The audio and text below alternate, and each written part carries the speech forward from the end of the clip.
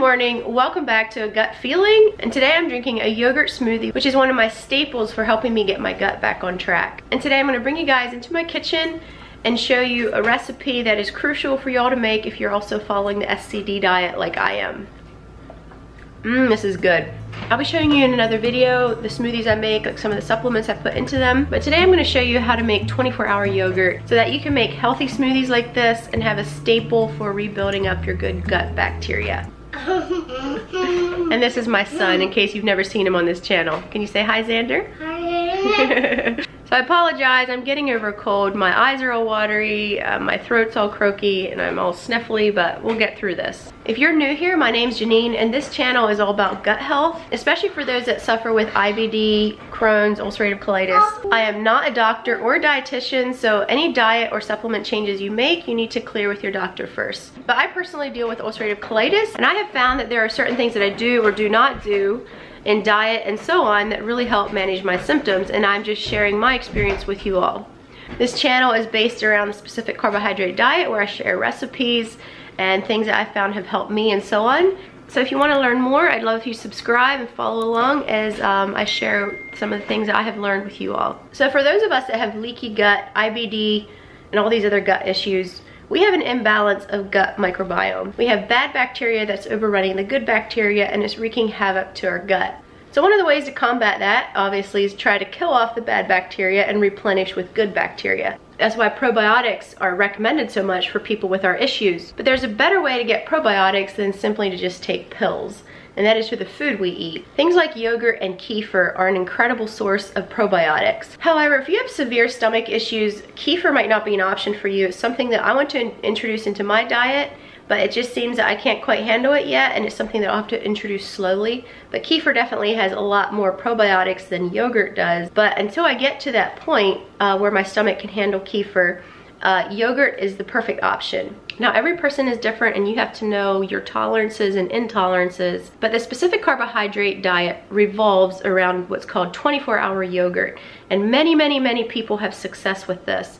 And what makes this yogurt different than store-bought yogurt, do not go out and buy store-bought yogurt, because this is a very different type of yogurt. Store-bought yogurt is only cultured for like 8 hours, I believe, somewhere around that mark, and that does not eat up all the lactose in the milk. The lactose is usually what gives most people problems with dairy. And so when we make a 24-hour yogurt, or the yogurt cultures for 24 hours, the bacteria in our starter will eat up all the lactose in the milk, and then we're left with a really good yogurt that has no lactose, and thus it doesn't cause problems like store-bought yogurt would. So this diet revolves around yogurt, and it's one of my staple foods, especially in the intro of the diet. It's easy on your gut because it's like a softer food, so your body doesn't have to digest it as much. It's rich in probiotics, so it helps replenish the good bacteria in your gut. It's just a powerhouse. I use it for smoothies. I eat it plain. If you add some honey to it, it tastes amazing, at least in my opinion. So let me show you guys how to make 24-hour yogurt. Now, this is very simple, but I highly suggest that you buy a yogurt maker or like an Instant Pot. This has saved me hours and hours of work, because if you try to make yogurt without one of these, you basically have to keep the milk at an even temperature of around 100 or 110 degrees for a long period of time, and that can take a lot of work. If you get a yogurt maker, an Instant Pot has a yogurt setting where it will keep the milk at 100 degrees, and you just forget about it, and then you come back in a day and your yogurt's finished. It's no stress, no work, and it's definitely worth the investment of like $80, $100. I'll have links below in the description if you want to buy one. So you only need 2 ingredients. You need milk, and you also need yogurt for your starter. Now, if you want to go strictly by the book and what the book says, they would have you heat up your milk to 180 degrees for a certain amount of time before you actually start making the yogurt, and that is to kill off all bacteria in the milk, which is basically essentially pasteurizing it. Now, this is where I deviate from the book, because I'm a big believer in raw milk and the benefits of raw milk. And when you take that milk and you heat it up past 180 degrees, it basically destroys all the benefits of actually having raw milk. And so I deviate away from that. I use raw milk. I don't use pasteurized milk, but you can still use pasteurized milk from the store. And if you want to follow the diet specifically, I would just recommend getting the book and following their directions on how to make yogurt their way. But I make it my way, since I use raw milk, and actually the way I make it is a lot easier and requires a lot less steps because I don't have to preheat it to 180 degrees. The second thing that they recommend in the book is that when you go to buy a yogurt, you do not want to have an ingredient called pectin in, which is often found in lower fat yogurts. So get like a whole fat plain yogurt, check your ingredients, make sure there's no pectin. And then also, if you can see right here, so right here you can see the different cultures that are in there. And the book will tell you not to get anything that has the culture L. bifidus, I believe that's how you say it. You don't want to have any kind of bacteria that starts with BIFI. And their reasoning behind that is it's a type of bacteria that really grows quickly and can almost overpopulate the gut in unhealthy ways. I'm not quite sure what I feel about all that, but I have followed that with their yogurt starter. But then again, I am using raw milk, so maybe I'm defeating the purpose of avoiding bifidus in here because maybe it's in there. I don't completely understand probiotics and where all they're found, but I am a big believer in raw milk, and that's why I use it. So I will have links to this book below if you're interested in buying it and checking it out for yourself.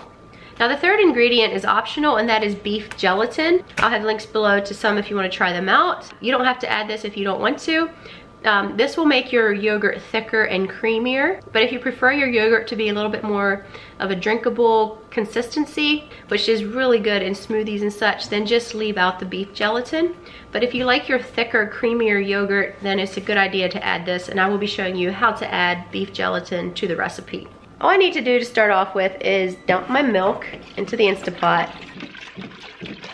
So I'm doing a gallon of yogurt because I go through yogurt like crazy. I probably eat 2 to 3 gallons of yogurt a week. That is a lot of yogurt. I would also advise that you use whole milk or 2% milk at the least. Do not use skim milk. The more cream you have in the yogurt, the less tart the yogurt becomes. So if you have more cream, more whole milk, your yogurt will be a little bit sweeter. Also, you want to save out about a cup of milk. That will be for your gelatin later. If you want, if you're feeling lazy, you can just go ahead and add your yogurt right away. But I think I have found that if I wait till the milk warms up, the yogurt dissolves better into the milk. I don't think it gets quite as lumpy if I do it that way, but I'm not 100% sure. But I've started to do that later where I let the milk heat up first, I dissolve the yogurt into some milk and pour it in. I'm just gonna put the lid back on. And I have a yogurt setting right here. And I have it programmed to 24 hours and 30 minutes. And the reason I set it to 30 minutes is that it has about 30 minutes to get the milk started warming up. And shortly after that is when I add the yogurt so that the milk is warmer. And then I will add the yogurt, and I'll show you how to add the gelatin as well. Dissolve it into the warm milk, and then you simply just let it go until the next day when your 24 hours are up. It's the easiest thing to make if you have one of these Instant Pots. Once again, I'll have links below. It's one of the best investments I made with this diet. So as soon as this is warmed up, I'll be right back. Half an hour is up, so we're gonna go ahead and add the yogurt and the gelatin. Once again, you can skip the gelatin if you want, but I'm just including it to show you guys how I do it. So for a gallon of milk, you're going to want 1 cup of yogurt for starter. And what I like to do is to dip out some of the warm milk, put it in a container, and then add 1 cup of yogurt to that. Okay, so I'm dumping in my yogurt. And I like to stir this with a whisk until it's a little bit more dissolved. And then I just go ahead and pour that into the milk. Stir it in here just real quick a little bit. All right, if you wanted to skip the gelatin, you just leave it sit for the next 24 hours. But I'm gonna be adding gelatin, so remember the milk that I pulled out? I thought I was recording, but I wasn't. But remember that milk that I got out earlier? Well, technically you don't want that much, I forgot. You just want a very small amount at the bottom of a cup. And then you add a tablespoon of gelatin, which I've done already. And you let it sit for 5 minutes, and it's going to bloom or sort of become like a thick gelatin. See how it just becomes thick? So yeah, I just put like a small amount of milk at the bottom of a cup, 1 tablespoon of gelatin. Now I'm gonna add it to my warm milk and stir it in.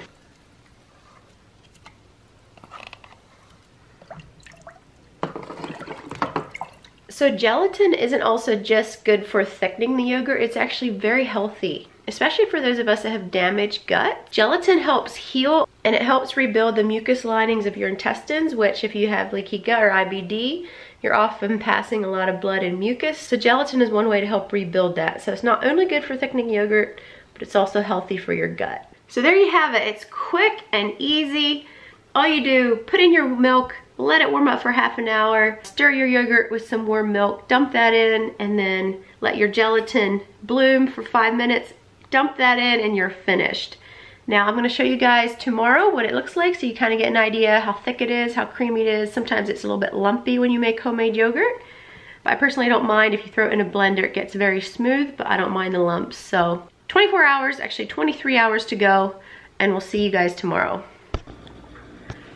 Good morning, afternoon. My 24-hour yogurt is finished. Let's check it out. So now because I use raw yogurt, this looks a little bit more yellowy because the cream rises to the top. This is kind of the consistency you can expect.